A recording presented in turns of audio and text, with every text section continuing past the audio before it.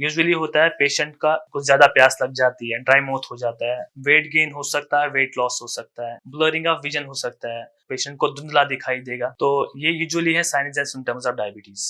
My name is doctor Arif. I am working as a consultant internal medicine in Ujala Cygnus bright star hospital Moradabad. हमारा जो video है आज about diabetes awareness के बारे में है। तो पहला होता है डेफिनेशन ऑफ डायबिटीज। क्या होता है डायबिटीज? यूजुअली बोलते हैं जो शुगर खून में शुगर की मात्रा ज्यादा हो जाना। उसके कई रीजन हो सकते हैं।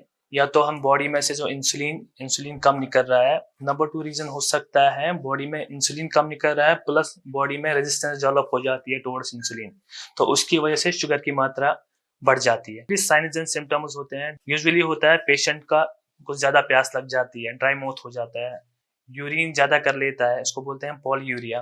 पानी ज्यादा पी लेता है, इसको बोलते हैं पॉलीडिप्सिया। वेट गेन हो सकता है, वेट लॉस हो सकता है, ब्लरिंग ऑफ विजन हो सकता है, पेशेंट को धुंधला दिखाई देगा।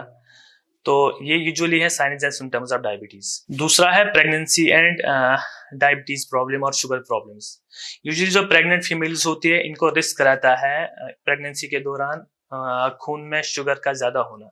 ये यूजुअली इसका कारण क्या होता है? जो भी नॉर्मल प्रेगनेंसी में यूजुअली इंसुलिन की रेजिस्टेंस बढ़ जाती है बॉडी में।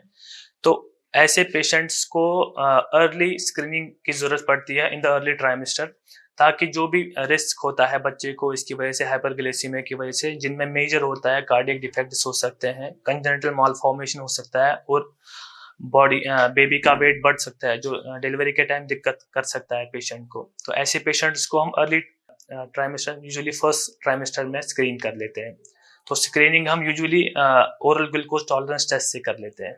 डायबिटीज इन किड्स, बच्चों में जो डायबिटीज होता है वो यूजुअली होता है टाइप 1 डायबिटीज। टाइप 1 डायबिटीज में क्या होता है, जो यूजुअली जो इंसुलिन रिलीज होता है वो पेनक्रियाटिक बीटा सेल से रिलीज हो जाता है। टाइप 1 डायबिटीज है, ये ऑटोइम्यून डिजीज है। इसमें जो अपनी ही एंटीबॉडीज हैं बीटा सेल्स को डिस्ट्रॉय कर लेती हैं, उसकी वजह से जो बॉडी में इंसुलिन निकलना था बीटा सेल से वो निकल नहीं पाता है, तो इसकी वजह से पेशेंट्स को यूजुअली डायबिटीज हो जाता है। साइंस एंड सिम्टम्स बच्चों में ऐसे ही हो जाते हैं जैसे बड़ों में हो जाते हैं, प्लस ऐसे पेशेंट्स जो बच्चे होते हैं यूजुअली डायबिटिक कीटोएसिडोसिस करके एडमिट हो जाते हैं।